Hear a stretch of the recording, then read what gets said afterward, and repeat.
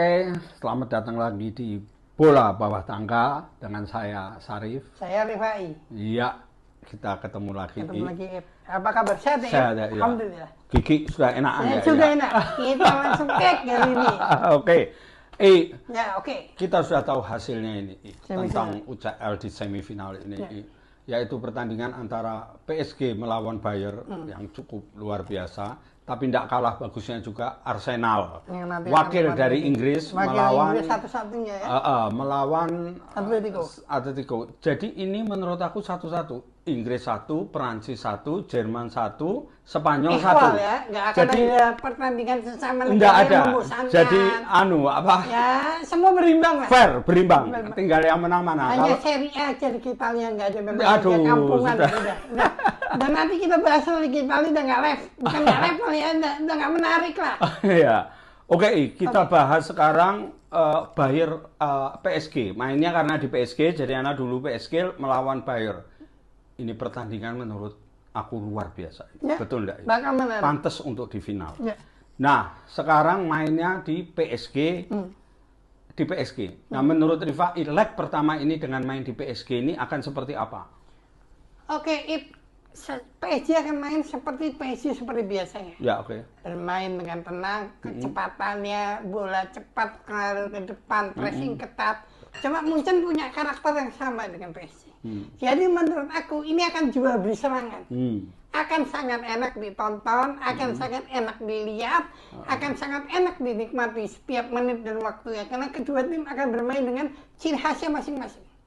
Sekarang tentang pertahanan. Menurut Rifai pertahanan tuh bagus mana? Oke, kita bahas dari pertahanan PSG dulu. ya, dari pertahanan. PSG dan Munchen pertahanan dan atau dari kiper deh.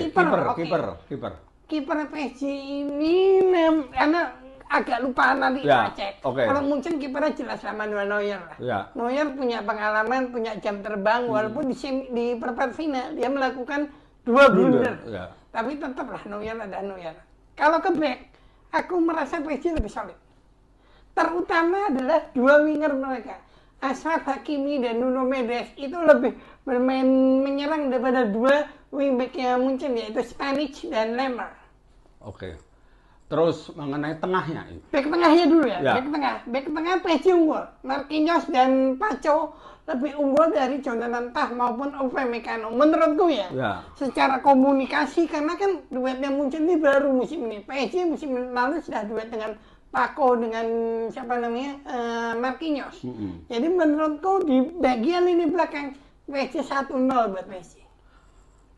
Tapi kalau depannya unggul Bayern kan? Enggak ya? Olise, Kane sama si Diaz. Kalau depan mungkin Munchen sedikit unggul tapi nggak jauh. Karena bagaimanapun trio Dembele, Kvaratskhelia, Dortmund juga bagus. Dembele kan pemain terbaik dunia. Iya, bagus ya. Jadi benar-benar bisa seimbang lah, nah, pelatih, strategi kita antara Enrique. Kita bilang kita pemain tengah dulu. Tengahnya, oke. Kalau tengah, menurut aku juga PSG unggul sedikit lebih bagus PSG. Vitinha, Neves sama Emre bagus banget itu 3 pemain. Akan menghadapi kemungkinan Musiala akan main dari awal karena Gnabry cedera ya. Kemungkinan Musiala akan main dari awal. Terus duet dengan Vlahovic, Kimmich. Menurut aku seimbang tapi PSG sedikit lebih di atasnya. Nah, pelatih. Strateginya menurut kau antara Enrique sama si Kompany ya, sama Kompany B. PSG sedikit lebih di atasnya. Nah, pelatih.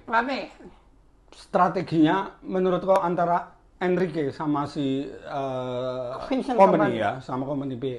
Kalau kita mau apple tentang prestasi kok kayaknya jauh ya. Enrique lebih dulu ngelatih. Enrique dari tahun 2011. Sementara Kompany baru 4 tahun. Tetapi kalau dari ciri permainan hampir serupa, hampir sama. Ya. Mereka menguasai bola, pressing mereka ketat, mereka filosofinya menguatkan dan membuat lawan tidak nyaman untuk bermain bola. Jadi menurut aku ini akan dua dari leg pertama. Ini akan sangat menarik, sangat keras. Mereka pernah bertemu 10 bulan lalu di World Cup Champion. Oh, pernah ketemu? Pernah ketemu 10 bulan yang lalu. Kalau kau ingat itu babak pertama, PSG diobok-obok sama Munchen. nggak bisa gerak sama sekali.